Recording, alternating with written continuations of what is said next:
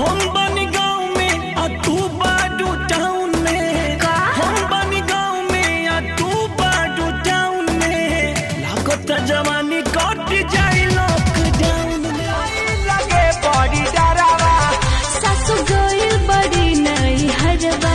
कहवन धर बनाता हो लिखला ससुर के पाता हो।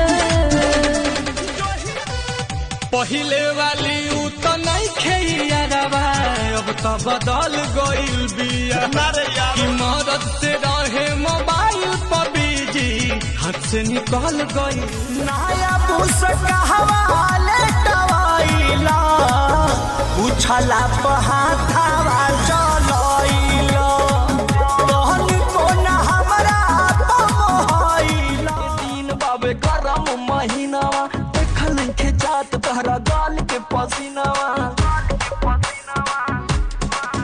साइकिलिया से जालू इस पुलिया का हवाले ना पुलिया। अपन लाइफ बनावो कुछ करो ना बबुआ।